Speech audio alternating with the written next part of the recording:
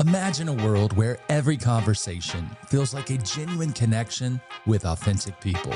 A place where you truly feel like you belong and where everyone's got a chair at the table. Friends, welcome to Armchair Authentic. Okay, Justin, it's so good to be sitting down here having another conversation. Going to try something new today. As you and I were having a pre-call conversation, I was just writing down a ton of things that we were just talking about with friends. And so the new thing I want to do today is I actually want to kind of set this up in a way to let people know maybe some things we're going to talk about. First of all, here's three things that I hope to get to today. We'll see if we even finish one, right? Bring it. I want to talk about the Phillies Karen.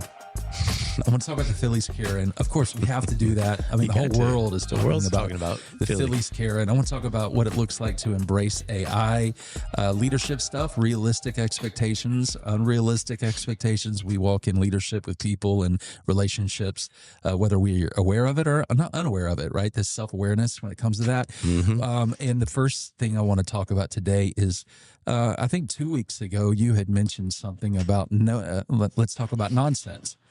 And this whole thing about nonsense, you were referring to this in the idea of college football. I was. And so, so all my Auburn fam, and they're like, you're going to call Justin out on this, right? You're really going to have a conversation because you can't let him get away with saying y'all talk some nonsense before the season started. Let's go back. This is before Auburn played Baylor, and this is before Alabama played.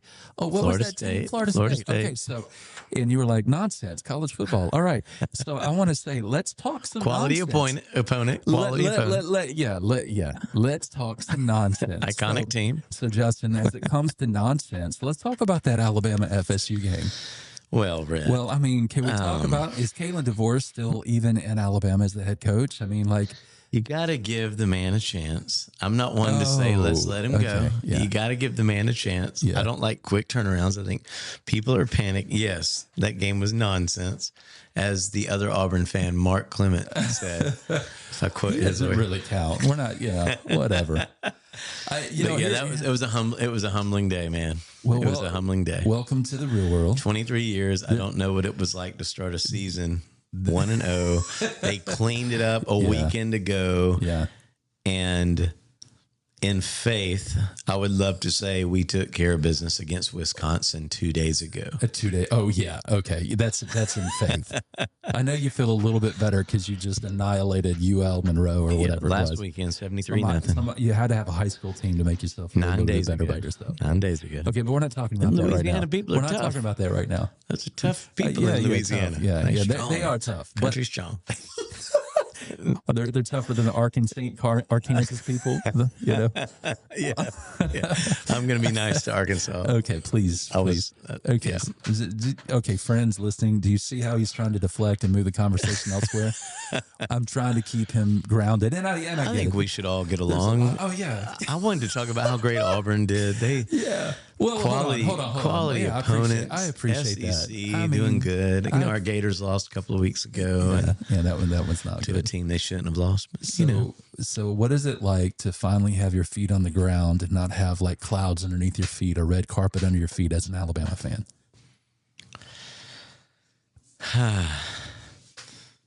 It feels like what Satan must feel like when he knew. Oh, wow. That defeat was going to happen and he can't be victorious. There you go. That must be it. Because I'm used to living in that victory side. And it's like, to be on the losing side, this is what it feels like. This is what it feels like. Yeah, this sucks. Yeah. But it does, it humbles you. So I guess that's a good quality. Okay. What are you learning? Talk to me, leader. I'm learning. How can you help the other Alabama fans that are out there right now with reality? Okay, because this is not a Nick Saban. No, do not rehire. Era. You're quoting me on this. Do not rehire Nick Saban. Yeah, Nick Saban is wonderful. Let him step out in the great way he stepped out. It will only undo things if he came back. Like he got to leave on top. He's the man. Is DeVore staying? Kalen DeVore, we need to give him some time to adjust. I think he's going to adjust. I really do. You know, a couple of years, if people go back into this and listen to this date in 2025, I might be proved wrong, but you at least got to give someone a chance. I think people panic way too fast. Yeah. And were you one of those panicking? No. No? Okay. I mean, I was caught off guard. I definitely did not text you. I gave you some space. I was trying to care for my friend. You can text me in these days. It used to be like, don't text me. Yeah. I would have been so frustrated. I had a friend. we I think we grilled burgers. I went through football with the family. It was like, I told Summer, I said, it's almost, I'm wondering why it doesn't get me like it used to. Almost like, is there something wrong inside? Because I kind of wanted to charge me a little bit more. Yeah. Because I hated to lose, but I was quickly able to move on. And so that's not normal. So I am thankful for that. I wish people, I know we don't do video, the humility on your face with that kind smile of just being like, all right, Rhett, can we move on now? No, you keep going. So, keep going. But I will say this, as an Auburn fan, I do not rejoice in the fact that the SEC in general looks bad when that happens. Right, it does. We embarrass the SEC. I am grateful when humility comes upon anybody, because it's in those humble places where there's the most growth, where there is the most growth and development. Yeah. Well, the most growth and development. I can't talk today. So I am grateful that the Lord is creating opportunities for my brother and my friends who are Alabama very fans humble right now. I feel it. That. I feel it. Yeah. I'm a better version of myself today. Good. Well, you're because of 9 days ago. You're experiencing the humility and the perseverance. Perseverance produces character. Character produces hope. It does. And this is where Auburn has lived for the past. Yeah. Dude, 2019, I think, maybe 18, somewhere in there. The last time we ever beat you guys. Well, yeah. I mean, my boys came upstairs. They'll watch the game, or they'll hang out with friends, whatever. Yeah. They came up assuming, like, so how bad did Alabama beat them on week 1? And I was like, guys, we got killed. Yeah. They're like, what? Yeah. I said, boys, y'all don't understand. Y'all, literally, since my oldest is 16. This is a good point. 17 years of Nick Saban. Yeah. You guys have only known, because my first Dax was born in 2009. Well, the 2008 season was undefeated until we lost to Florida in the SEC championship. Mm-hmm. So all their life, all they've known is like these heydays of we're national championship contenders. So a funny little mark is every time that I had, like, one of my boys were born, the next season that kicked off, Alabama won a national title. So all they've known in their life is that Alabama wins. And so when this happened, I had to remind them of the days of the late 90s, early 2000s, that I used to watch games wondering, are we going to even win this game? Yeah. And when we would beat a mediocre team, I would celebrate. And I would turn on the radio show after just to listen to all the people saying, roll tide, good game today. We really pulled it out. I think Coach so-and-so is doing a good job, and we're going to do this. And we might finish 8-4. Yeah. And it was like, hey, wow, we did it. Yeah. Mm-hmm. And we've just not become used to that. Right. So this is, we just got to adjust. Yeah. I remember telling Lance Ingram one time, this is when Alabama had won 2 national championships. I love Lance, but if he were on here, he would admit to this. He's on the obnoxious side of Auburn fans. Oh, he would let you know. And I'm an Auburn fan. Yeah. Oh, he would tell. But like totally. We're calling you out, Lance. He's another level. He is great man of God, incredible. Right. Well, and I was probably talking trash to him, and I didn't realize it. But we're in the green room in between like our second or third service. Yeah. And we're just talking football, and he's about to go up drum. I'm about to go back up and play acoustic, and I seriously, we were beating everybody so bad that games. Honestly, Rhett, I promise the people on the airwaves. I'm not trying to brag when I say this. We were winning so much that it was almost getting boring watching a game. Yeah, because it's like you're just throttling everybody. I can't understand it. From the perspective of having a team that does that, but at the same time, I can understand it through the leadership lens of the principles I'm learning. Oh yeah. You get a little more comfortable when you get so good. It's like there's something about the resistance that's actually it's the flavor of life. Yeah. And so I'm telling Lance sitting there, and I'm like, honestly, He's like, man, you must be loving this Alabama conquering everybody. And I said, really? We're going for our third national title. It's getting a little boring. And he couldn't believe I said it. And it would be 2 weeks later that the kick six happened where Auburn beat Alabama. Down to the greatest play I think that will ever go down in college history. Worst college play football. in history. No, you got to admit. Remove yourself. Take a step out for a second. Imagine you're an Oregon Ducks fan, or imagine you're a Wisconsin fan. Imagine the world was loving that. that. You're like, they were loving that. Come on, man. Oh, that when you're exposed probably the only weakness that Alabama had at that point. Because all we had to do is beat them, go play Missouri in the championship, SEC, and then we would have beat Florida State. 1 second, you could have just kneeled, bro. You didn't need the field goal. Gone to overtime. Yeah.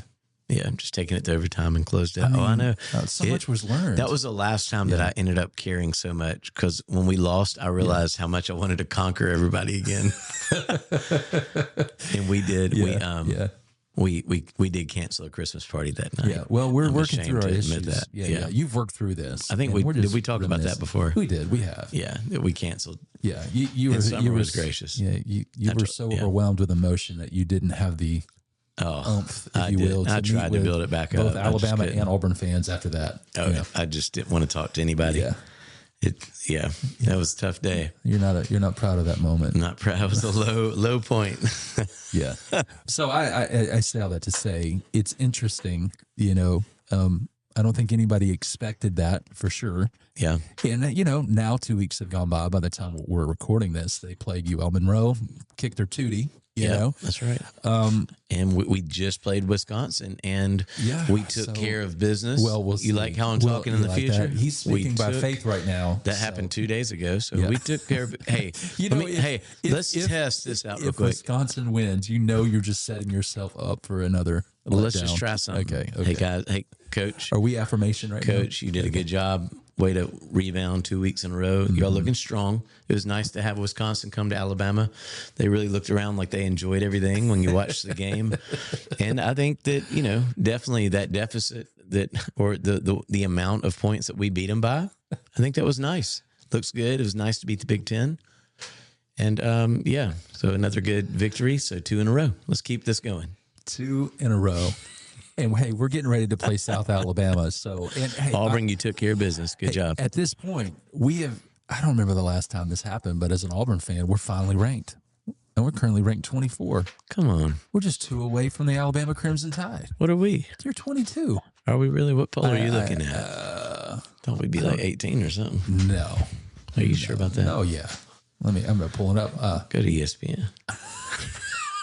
That was biased to Alabama. Go to the one who is biased towards the SEC. Yeah, I'm 99%. I'm not pulling it up, but I'm 99% sure that Alabama's 22 last time I looked. Okay.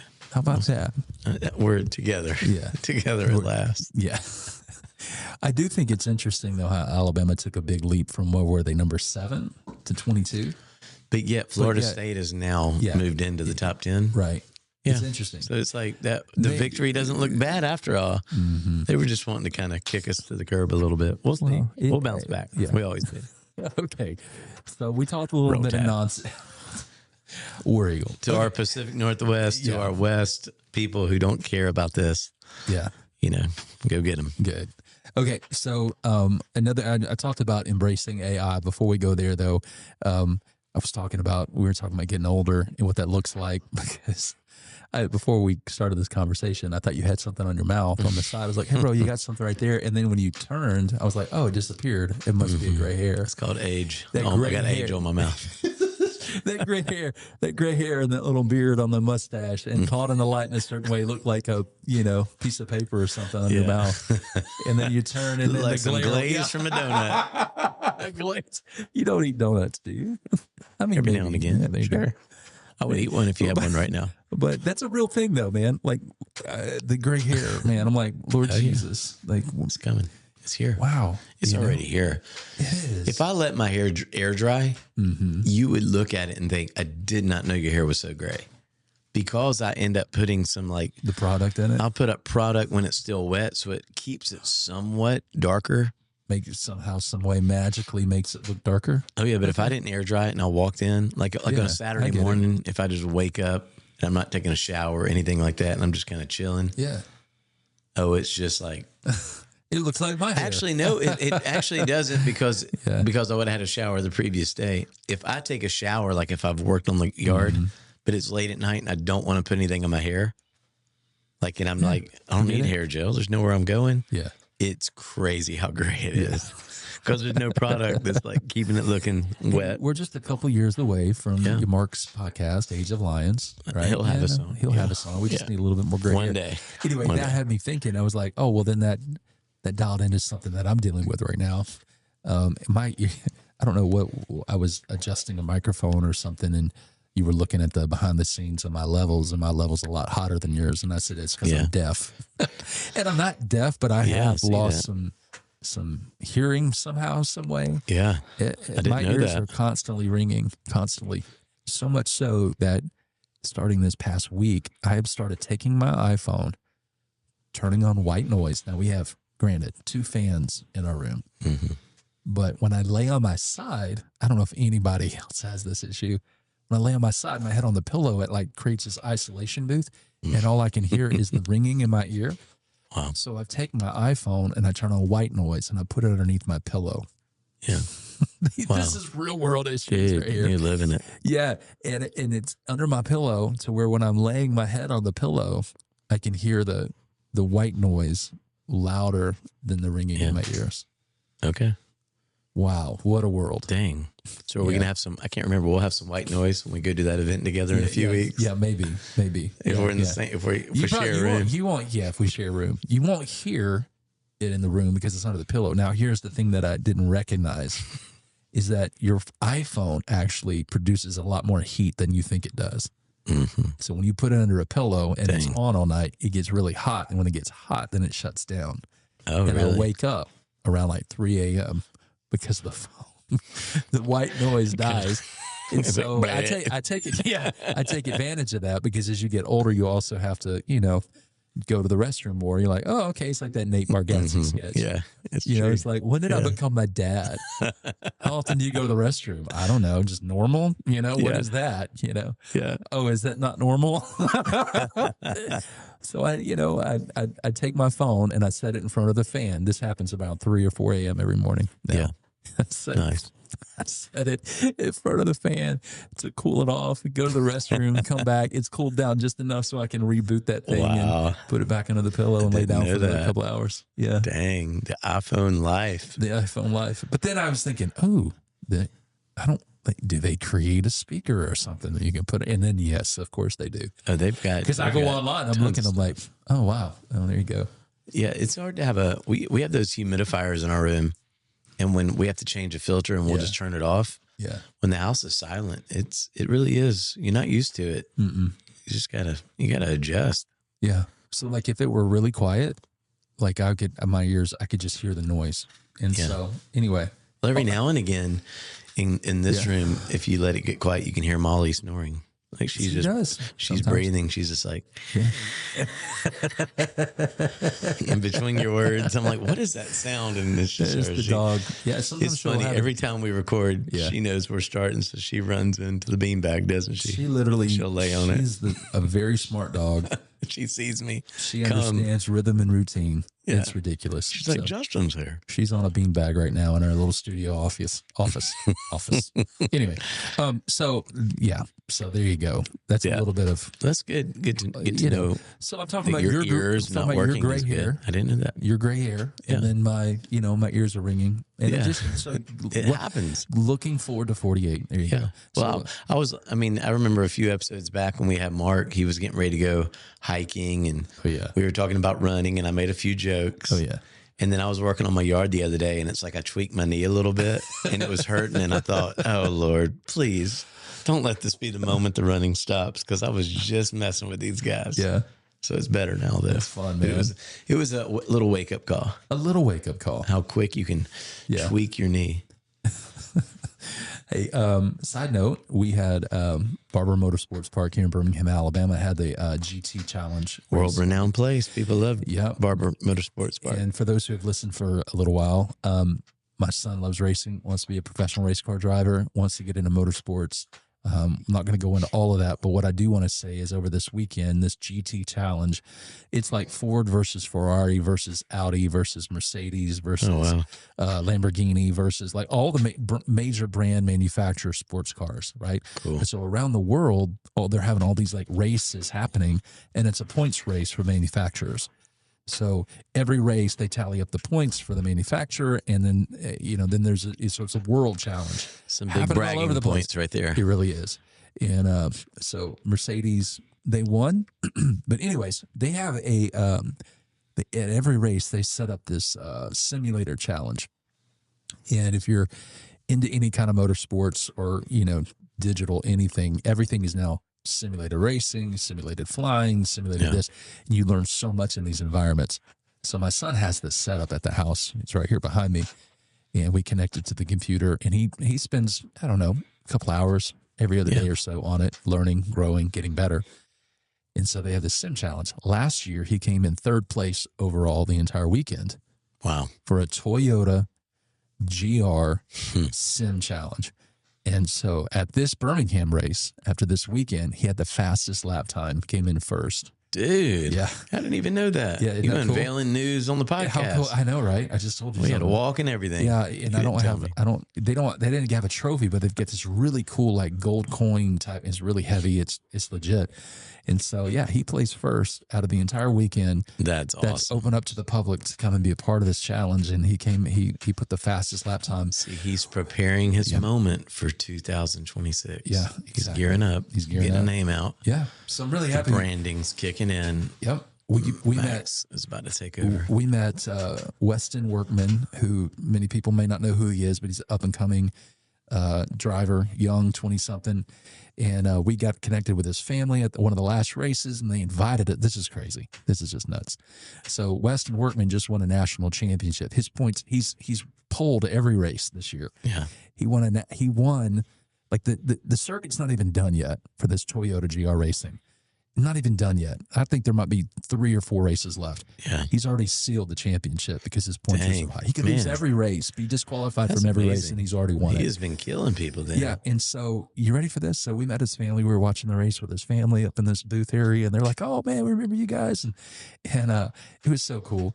And they were just treating us like family, and we rejoiced, and we went to the podium. And then not only did we go to the podium, like there's this barrier, right? Yeah. To where all the normal fans have to stand while they watch this. Yeah, the common people. Mama came over and gave me a big hug and said, "Y'all get over here on this side." Come on. Looked at Max and Nate, and we walked all the way around the barrier. We were with the family. Wait, it gets even better. Oh my gosh. We're with the family right there by the race car with him getting out. He's being interviewed by the media, and he's talking and stuff. And I feel, I'm like, first of all, we haven't met Weston yet, but we know his family. Yeah. And they're already treating us like family, right? So this is insane. So I'm like, the self-aware person in me is like, "Mama, you're so kind," but like, I don't want to. Champion don't know. Yeah, you don't know who we are yet. Yeah. Yet. Yeah. Okay, I say yet. So he does his thing. He goes up on the podium. 1, 2, 3. They stand. They rejoice. They do all their stuff. And then after that, they invite the whole family with the race team and the crew chiefs and the big check that he won for like 12 grand or whatever it was for that race. Yeah. And they're all, and Mama's up there going, "Y'all two get up here with us." Well, Mama's saying it. He's not going to argue with Mama. I was like, Mama's like, "Y'all get up here." And I was like, "No, I'm literally like with my 2 hands going, with a big smile on my face going, "No, it's okay." Like, y'all, she's like, "I'm not taking no for get up here." Because she's already learned that my son loves racing, wants to be in this. And so, That's so cool. So it doesn't matter, race. I don't see race at all, but, in color, when I'm saying racing, I'm talking about like, demographic and color of skin. But these are my African-American brothers and family. Yeah. Okay. We're 2 white people. And there's a couple of white people on their crew chief team. I'm like, but then you got this big picture and we're up there and Max is right in the center sitting right in the middle of this thing. And I'm over on the corner with one of his uncles and we're hanging out and they're all like, "All right, put the number 1 sign up and I'm like, I'm on the stage with the national championship of Toyota GR Racing, this young guy with his entire family. And I'm thinking, they're going to look back at this picture and go, who are these dudes? What the heck? What is going on? They were like wedding crashers. Yes. I'm like, what is going on right now? And my son's got a big smile on his face. Like, what is happening? He's living best life. They got the cameras out. They're filming this whole thing, It's like, oh my gosh. And so after that, I was like, all right, I'm getting off the platform. They're like, no, we got more pictures to take. I'm like, oh my gosh. Called us right back up. And I'm like, yeah, all right. And so I still feel a little awkward. Like I'm in a party that I shouldn't be a part of. But like the family's like, Mama loves you though. I know. And Mama loves. And so anyway, so after it was done, the family was like, hey, we're going to walk over back to the truck. And she knew I haven't met him personally yet. And so she's like, oh, come on. And we walked over. And she's like, Weston, get over here. I'm like, come here. She walked into the trailer. And Mama. And he came over and spent some time with me and Max. And and it was, that's fun, right? For my son. Oh, man. But what's really cool is when he found out that Max is working 3 jobs, doing school virtually, saving up budget, he's like, bro, that he was just speaking encouragement to Max. Yeah. He was like, that's the way to do it. You keep doing that. And he said the whole sim thing. He said, honestly, I'm in the sim all the time, doing the same thing you're doing at home. He said, it's actually harder than driving the real car. Really? So if you keep doing that on top of what you're doing, man, it'll open up for you. And then he's like, here, let me give you my phone number. That is so cool. He gave me his phone number. Oh, man. And I was like, okay. He said, let's stay in touch. How about that? Because I said, man, we're going to be in North Carolina. He's going to be racing some races. He's like, oh. And I found out he did some coaching. I was like, dude, maybe we can have you coach Max a couple of laps or something. Wow. So look at God move. Dude, that's big time. That's pretty cool. So because he's traveling all over, right? Hell yeah. He's living on the road. Yeah. Yeah. That's amazing. Yeah. I'm a little shocked. I'm hearing it on the airwaves. Yeah, there you go. Well, It just happened. Mama meant business. But it showed the favor, the trust that he had towards his mom. And then he realized, all right, y'all were legit. Well, one thing I did, I bragged on his family and I told him, I said, man, you're so blessed. Your family, they're amazing. They're so kind. They've taken us in. He's like, man, thank you. It means so much. I do love my family. And it's like, man, your mom, I'm just bragging on the family and I mean it. And then I'm even talking to the family and we're just hanging out. It's almost like a little church service, really, more than anything. At Thanksgiving, I'm going to call you. You're going to be like, man, we're at Mama's house. Yeah. But He insisted we have to come over for Thanksgiving dinner. I texted him. Rhett, Linda, and Max. I literally asked him, I said, dude, you won the championship, man. Like, how does it feel? And he's like, honestly, I'm still processing it. Like, it doesn't seem real. That's crazy. And what's his name again? Weston Workman. Weston Workman. Yeah, he's a young driver. He's coming up through the ranks. And, yeah, man, pretty cool. Well, man, if he's making $12,000 to win and he already has sealed the deal 3 races in. Yeah. He's had some pretty checks handed to him. Yeah, and he's sponsored by Toyota. So anyway, all that to say. Yeah, I mean, and that's why we only have the best sponsors. Weston Workman being the sponsor of Armchair Authentic. Armchair Authentic, yeah. So, but yeah, I don't know. That was a small little dad win, a little wink, God wink to my son to let him know, hey, I see you. I love you. I love what you love. I'm just creating these small little moments. Yeah, this is small moments. Yeah. That's what makes it happen. I'm like, I look at Max, I'm like, dude, this doesn't happen. This is a God favor on your life. This is because you're putting him first. It's because you're honoring him. This is because, and it really is, man. It's just, anyway, I'm a proud dad, but more than anything, I'm just always showing him this did not happen by accident. Yeah. Right. And so I don't know. It was neat. I love that. And I know it's not little to him, but at the same time, it's these seemingly little things that end up marking our life. Yeah. Like they do. And you even think about just him working 3 jobs right now, strategically working at a place where he's getting to, get all the grease on him and learn automobiles and what makes them run. And then putting his money back ready to, I mean, buy the race car, the cart. And so it's really cool. The relationships, nothing good happens. It just kind of, here you go. You're over everything now. Like, by the way, you want to be a race car driver? Here you go. You're in F1. It all starts in these small things. Yep. And I think what Max has got a hold of and obviously parents helping them see it, but that the best things to get where you want to go, it's going to be these seemingly insignificant, small things that the media is not covering this story right now on major networks. But this is where it begins. Speaking of something that is so insignificant that probably, well, let me set this up differently. Hey friends, just want to take a moment and say, if you are enjoying today's conversation, could you do us a huge favor? Would you take a moment and copy the link from your favorite podcast platform and share it with a friend? Email it to a friend. How about airdropping it over to your buddy or your sister right now? Man, that would mean so much to us. Thank you. All right, guys, back to the conversation. It's not that it was insignificant because it became a significant thing, but how decisions can impact our lives in ways we think nobody's watching. Let's talk Phillies Karen for a second. Man. Oh my gosh. She had no idea. If you have no clue what I'm talking about, you're living under a rock. I mean, you don't even have to be on social media to know what this is. Look it up really quick. And so I want to talk about it, not really from the perspective of throwing her under the bus, which everybody's doing and is on memes. And at this time of recording, no one knows her name, but they might know it by now. They might know it, and we just don't know. They've already discovered. As of right now, there are rumors of who this person is, but they've all been wrong at this point. Which I'm thinking, how in the world does somebody remain that kind of anonymous? No, that's not me. She's in hiding. I got jet black hair now. No, she's put a wig on. Long hair. She's put a wig on. I'm like, how does your office and the people that you do like, unless you're retired and you're already hiding under a rock, and this is the first time you've come out in your entire life. And if you're a ladder climber who you've just been trying to get past her in the company, you're thinking, okay. So I'm going to turn her in. If you don't know what we're talking about, the bottom line is there was a baseball game. It was the Phillies versus the Marlins. It was taking place in Florida. There was a Phillies fan in the left outfield, not in the field, but like the left bleachers, just outside of left field. A home run was hit into the seats. If you've ever been to an American baseball game, like one of the joys is trying to catch a foul ball or a home run baseball, anything that ends up in the stands. It's just fun. It's the best. You and I grew up as kids going to the local Birmingham Barons, a Chicago White Sox affiliate development team, right? Minor league team.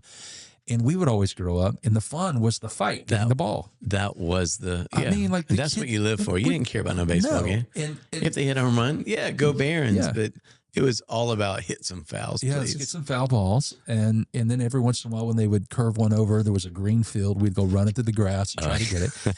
All the time. And the ball was fair play until you actually had it under your control and like lifted in the air like a fist. Like, I got it. And everybody rejoiced. It's the American way. Yeah. And so there were moments where you and I, a ball would be in between the seats and there'd be at least 5 people's hands. And I'm like, I've got it. I got 4 fingers on it. Just my thumb hadn't quite curled around it. Exactly. And that ball would just kind of keep bouncing between all of us. Oh, yeah. And then And then all of a sudden somebody would get it. Grips it. And then stares. But that's just etiquette. Yeah. It's etiquette. Like, you got me. I might be a little annoyed with you, like, God, I was so close. Yeah. But I did not have grip. No. And that's fine. And we were happy. We're like, hey, man, that was fun. Good job. You know, fist bump, whatever. Ready for the next foul ball. Yeah. Yeah.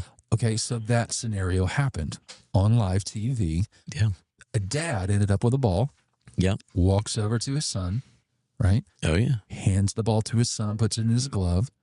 And then you see this father-son moment. The dad just hugs his son from like behind, puts his arms around him and like closes his eyes and like, man, like this is a dream. You can tell moment. He's thinking that. And he's like, until the moment turned, we don't know who this lady is, but she's been dubbed the Phillies Karen. Yeah.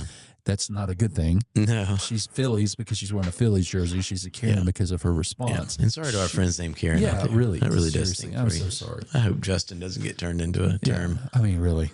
And so she walks over at least 20 seats over. Yeah.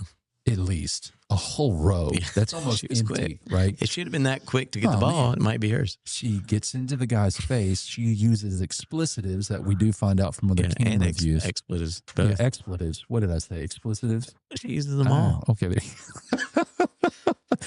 And she's in this guy's face.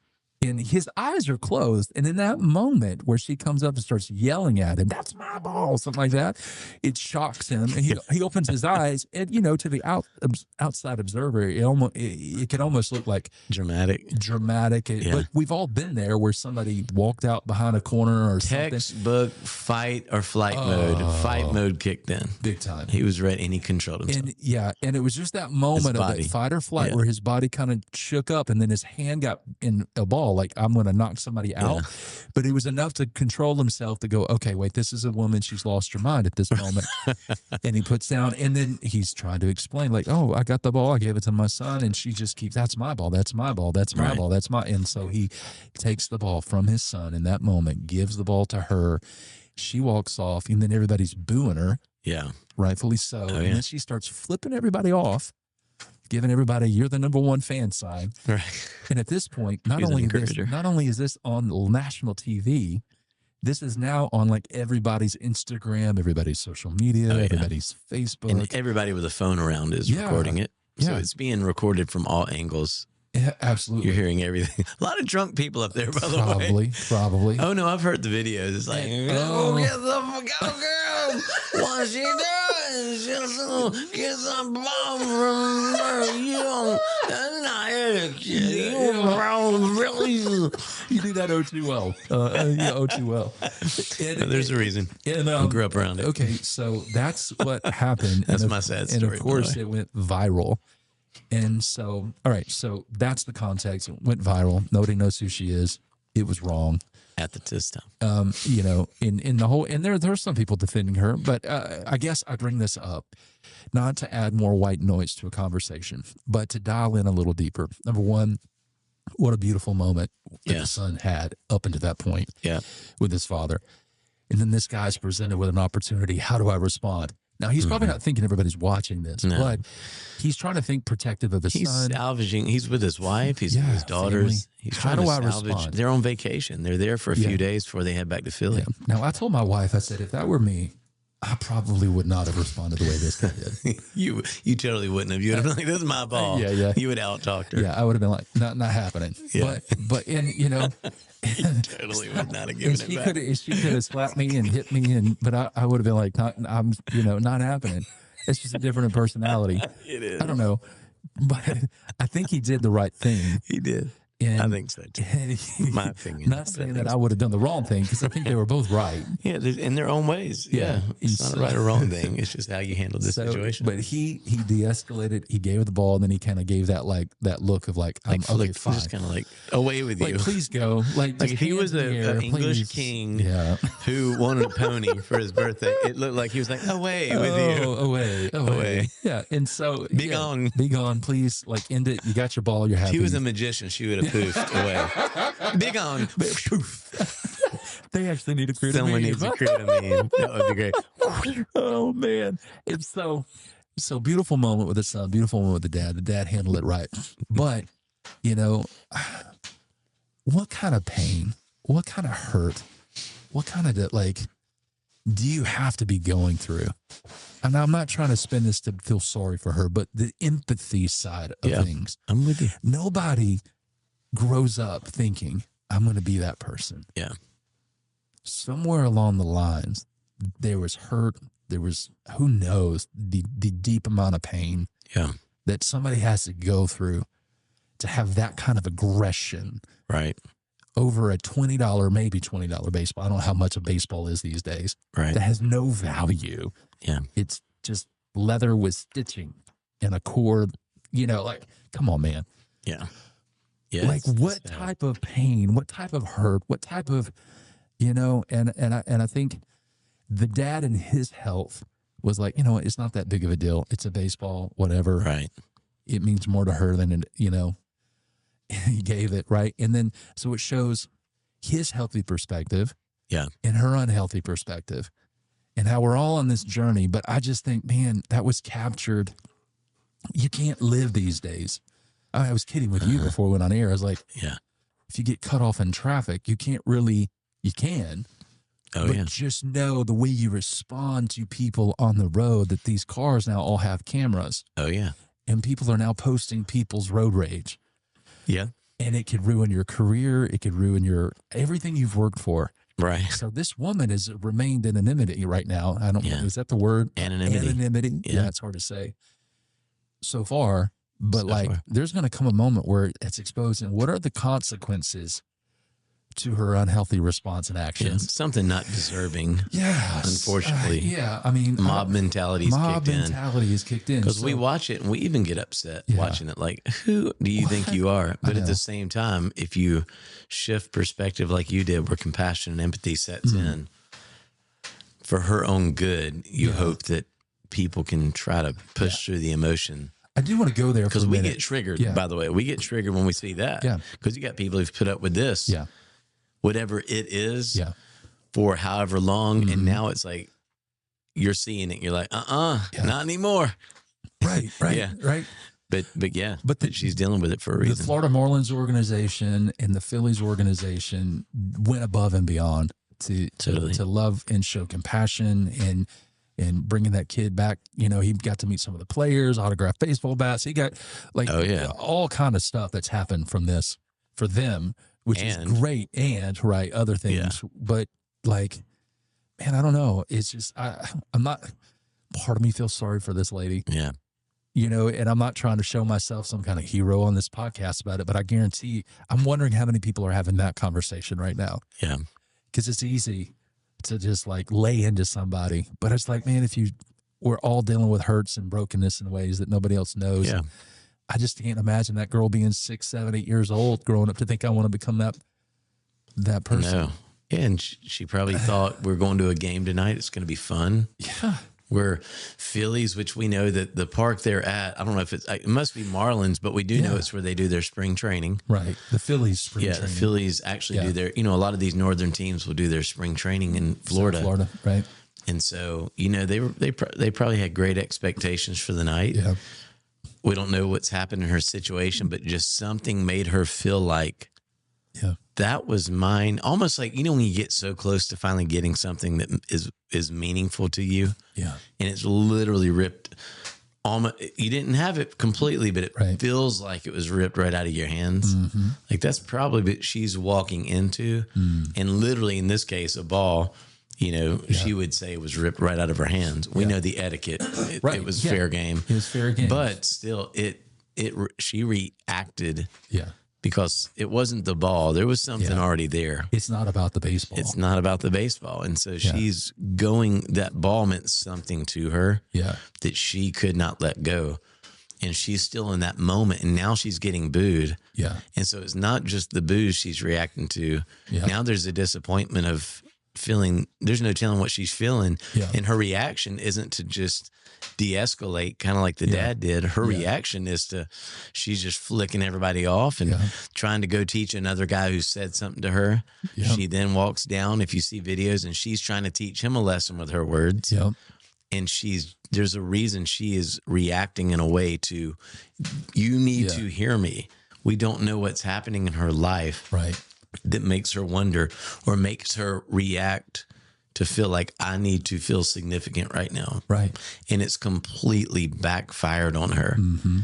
And so what she thought was the start of an amazing night has turned into, in this day and age, mob mentality. Whatever side you're on, we still have to admit, any of us could get caught in a bad moment. That's where I want to go with this. And this could get twisted. Yeah. And a mob mentality is making her the villain. Yeah. And I'm right there with you. I can watch it too and get upset. But the fact is, she's still going home, and she's getting her jammies on and trying to go to bed like a normal person. Yeah. You know what I mean? Yeah. And so we don't know the depths of what caused that reaction. We don't know the depths of the reaction, but also like I think there's a lot of leadership stuff we can learn from this. Like, I am so grateful that my worst moments have not been caught on camera. Mm-hmm. It exposed to the world. That was, let's call it what it is. Yeah. That's a worst moment being lived out in front of gazillion people around the planet. Yeah. Seeing it in a matter of minutes. And I'm grateful. Yeah. Right. So I think as leaders, it opens my eyes to be very self-aware that, okay, we're living in a time like no other, that our worst moments could be the next meme in a matter of moments. right? And so I think there's a healthy perspective to learn to go, you're not as hidden as you think you are. Because I guarantee you that woman didn't go to the ballpark thinking I'm going to be making world news after this game is over. No, literally not world news. Not even in that moment. Yeah. Really. Yeah. No. Like she's just thinking, oh, we're just at a game. Nobody's, these people around me, but no, nothing. Yeah. And so I think there's some perspective there to go, okay, it's a filter and to go, do I have enough self-awareness in my life? Do I have enough self-control? Which thank God, like when you give your heart to Jesus and you come into a relationship with God, Scripture teaches you that the Holy Spirit takes up residence. Holy Spirit, that's the Spirit of God in our lives. Yeah. That's why some people are like, I have Jesus in my heart. No, you don't have Jesus in your heart. Jesus is sitting at the right hand of the Father in heaven. Yep. According to Scripture. Yep. Right? And Jesus is the Holy Spirit, which is the wisdom of God, the power of God, anything that the Holy Spirit shows, a comforter, helper, God, and all that comes from the throne room of heaven to us. Yep. A fruit of that in Galatians 5, 20-ish, 22, right? The fruit of the Spirit is love, joy, peace, patience, goodness, kindness, patience, self-control. Yeah. And I don't always get that right in my own life, but most of the times where I don't get that right, it's in unseen places, right? Right. Whether it's I'm mad at somebody who cut me off in traffic or whatever. And even that, as I mentioned, somebody could go back and pull a dash cam or something and go, who is this guy? Oh, he's a pastor. Definitely. Well, oh my gosh, Spin this a certain way, he'll be out of a job. Right. It happens all the time. So it happens all the time. So, having Christ in our life doesn't make us better than anybody else, but it does give us the tools necessary that we were always meant to have in the first place that sin separated us from. Yeah. And so because of Jesus and the reconciliation of the final work on the cross, death, burial, resurrection, sin has been defeated. Holy Spirit comes in, and now we're in that relationship with God. So we have that direct access through the Spirit of God. So we're experiencing these fruits in our lives, or we should be at least. Yeah. Right? And so again, we're all on this journey. So my hope is that as a Christ follower, that I'm allowing that kind of fruit to bear in my life to where if I'm ever in that opportunity, that I would respond in a way that would be healthy. Right. Absolutely. So, that's my Christian perspective. And so, when you take that out of the mix, I'm not surprised when I see people living this way. Yeah. Because they don't necessarily have the tool to be able to do it, especially when you layer the depths of hurt and pain. Yeah. So I cannot expect this woman to respond this way. Yeah. And so I don't look at it as if I'm surprised, because I look at it and go, well, this is what the world looks like when we're hurt and we're broken and we're separated from any kind of access to the Lord in our life to experience this kind of benefit, right? Yeah. So I don't know. In both ways, too, because the way that she responds, it really brings out some qualities we do not want. But at the same time, when we get annoyed with her and ticked off, you can almost see qualities coming out of people that is lacking the self-control too, because it's like we're ready to crucify her. Exactly. And we've seen that before. Hey guys, Rhett here. Just want to take a moment and say thank you to every single one of you who have taken the time to follow us on social media. Now, if today is your first time to join us for an episode, man, we want to say welcome, friends. It's so good to have you with us.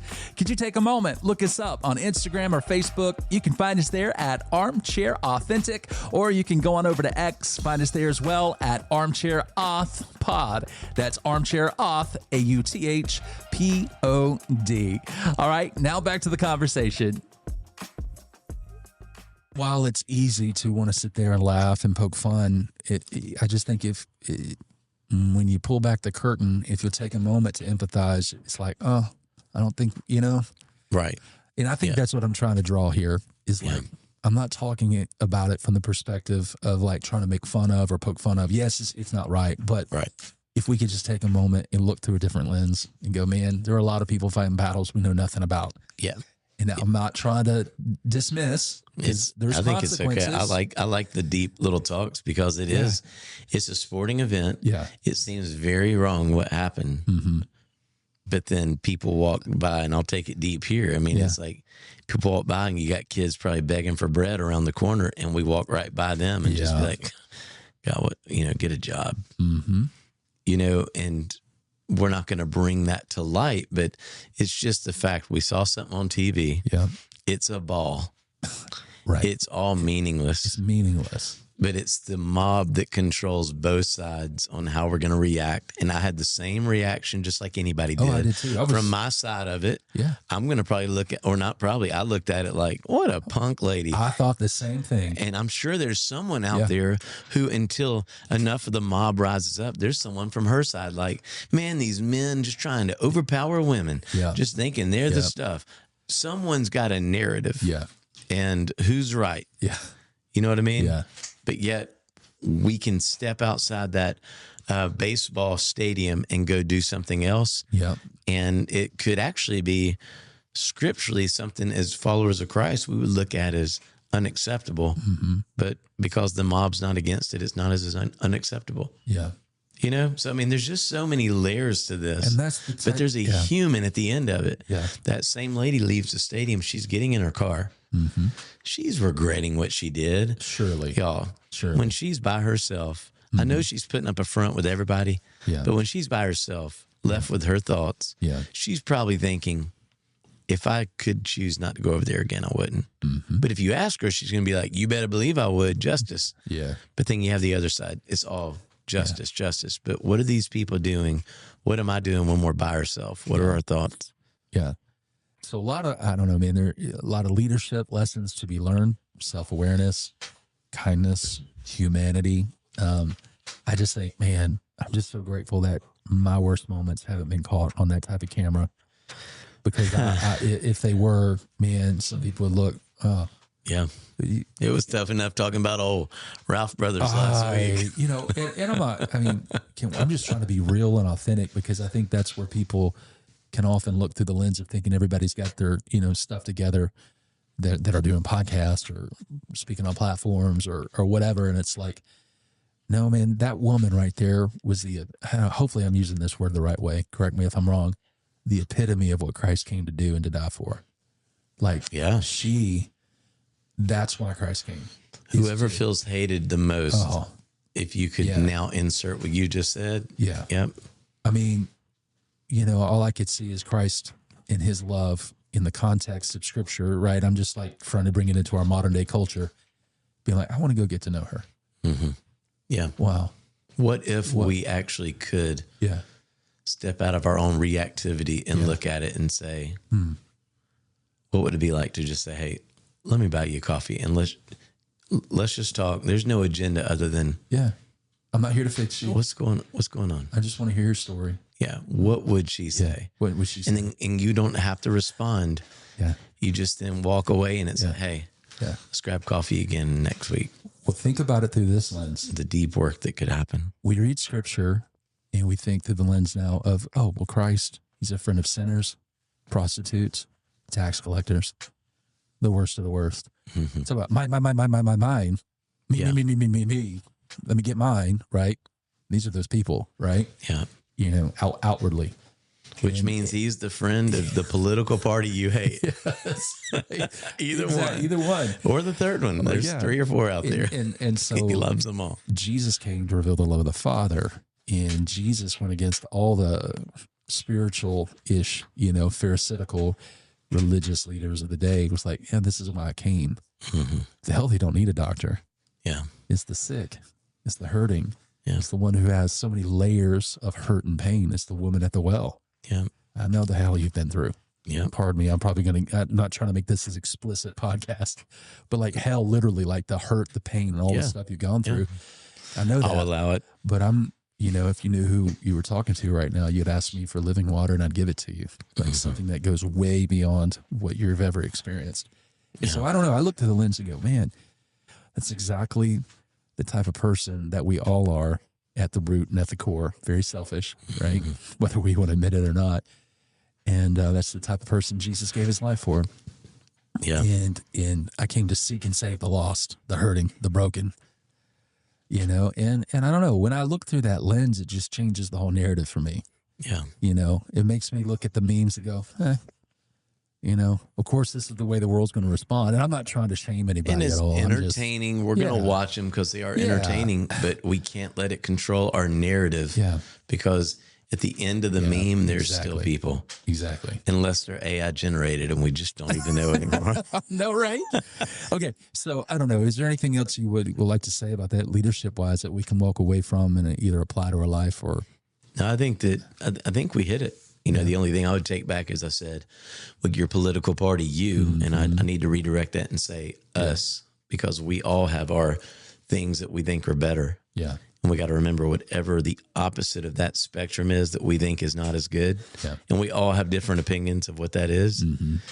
Jesus came for that person who represents that spectrum. 100%. And so that's the good news of the gospel, man. Yep. It really is. And that's just what, I don't know, and I don't want to use the word motivate, but it's just hopeful, that inspiring, that encourages me, that kind of love of the Father to go, you know what? That even while I was still a sinner, Christ died for me. Yeah. You know, and my greatest hope is that my hope, and I don't know this woman's name. I would call her by her real name if I knew it at this point. But my hope, not that she's listening, but my hope is that she knows that there are people out there who are empathetic towards the pain and who are praying for her and hope the best for her, to see her life turn around and be transformed and to be healed of that type of pain, to where that would no longer be her response in the future. Yeah. That's and good. for all of us going through stuff. What work could we all do in ourselves? Yes. You know, what could we do right now? Yeah. Exactly.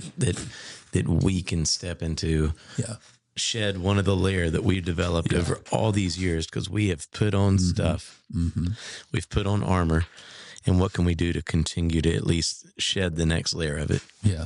And get that closer, that much closer to the way we were created to be. Yeah. Well, I know earlier I mentioned about talking about a few topics. One of those is said embracing AI, but I think we need to end there, and then we can just save that one. Agreed. For later due to time. And so there's your hold up, people. Yeah. AI. There's some good stuff coming up on that. And, you know, to all my Auburn fans and Auburn friends and family, War Eagle, let's go. It's going to be a banner year for us. Go get them, Eagles. Yeah. You Auburn Eagles. Auburn Eagles. Go get them. Yeah, with the Tigers and the Eagles. Let's go. If I had a ball, I'd rip it out of your hands right now. And go back to my seat. Yeah, and go back to your seat. So, anyway. It was a great week, though. This is a great episode. Yeah, and if I could close with this one statement, I'm grateful for our Starbucks friends and family.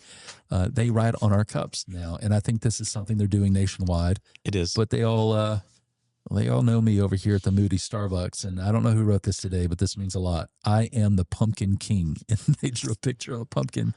Yeah, and I didn't even order a pumpkin spice latte. I got the vanilla. So I think that's amazing, because when I look at you, I do think Pumpkin King. I am the Pumpkin King. Don't forget it. And what did you mine get? Says boo. Is that it? So evidently you're the Pumpkin King, and I'm your boo. And on that, we close out this conversation. All right, guys. See you next week. Hey, friends, thank you so much for joining us on today's conversation. We cannot wait until our next episode that drops next Monday. So until then, we hope you have a great day. Stay safe, and we will see you soon right here with your friends, Rhett and Justin at Armchair Authentic.